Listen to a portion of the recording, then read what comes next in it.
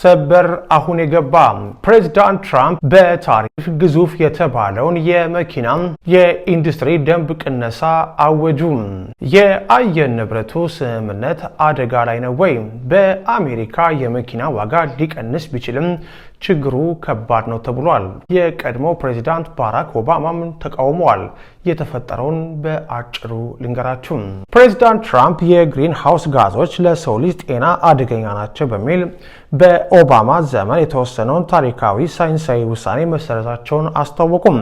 ዋይት ሃውስ ይህን እርምጃ በአሜሪካ ታሪክ ትልቁ የደንብ ቅነሳ ሲል የገለጸው ሲሆን የአካባቢ ጥበቃ ተሟጋቾች ግን ውሳኔው የሰው ልጅን ሕይወት አደጋ ላይ የሚጥለው ሲሉ ኮንነውታል።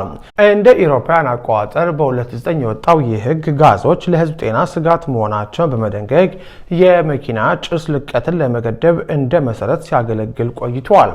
ፕሬዚዳንት ትራምፕ ግን ውሳኔውን የአሜሪካን የመኪና ኢንዱስትሪ ክፉኛ የጎዳና የሸማቾችን ወጪ ያናረም የኦባማ ዘመን ጥፋት ሲሉ ገልጸውታል። ፕሬዝዳንቱ አክለው ይህ ህግ ግሪን ኒው ስካም ለተሰኘው የተጭበረበረ አጀንዳ መሰረት ነው ብለዋል። የአሁኑ አስተዳደር ይህ እርምጃ በሚከተሉት ነጥቦች ላይ ፋይዳ አለው ሲል ይከራከራል። ውሳኔው የመኪና አምራቾች በእያንዳንዱ መኪና ላይ የሚያወጡትን ወጪ በ$2400 በመቀነስ መኪኖች ርካሽ እንዲሆኑ ያደርጋል። ደንቡን መሻር ከ$1 ትሪሊየን በላይ ወጪን እንደሚያድን አስተዳደሩ ገልጿል። በሌላ በኩል የቀድሞ ፕሬዝዳንት ባራክ ኦባማ ውሳኔውን የተቹ ሲሆን ህጉ ባይኖር አሜሪካውያን ለጤና ችግርና ለአየር ንብረት ለውጥ ይበልጥ ተጋላጭ ይሆናሉ ብለዋል። የአካባቢ ጥበቃ ተሟጋቾችም የሚከተሉትን ስጋቶች አንስተዋል።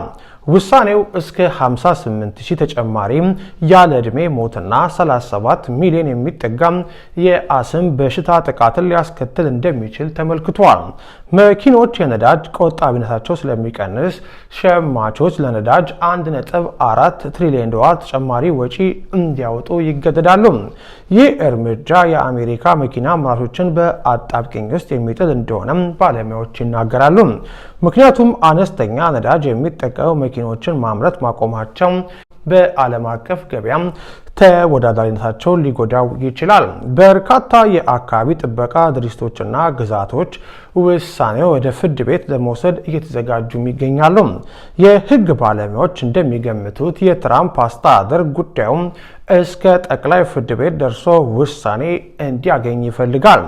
ይህም ለወደፊቱ የሚመጣ ማንኛውም መንግስት ህጉን በቀላሉ መልሶ እንዳያጸድቀው ለማድረግ የታለመ ስልት ነው ተብሏል። እንደሚታወቀው የአሜሪካን የነዳጅ ገበያ የያዙት ሪፐብሊካን ናቸው። ይህ ህግ መውጣት ለሪፐብሊካን ደጋፊዎች ረብጣ ዶላር ኪሳቸው ውስጥ ይከታል።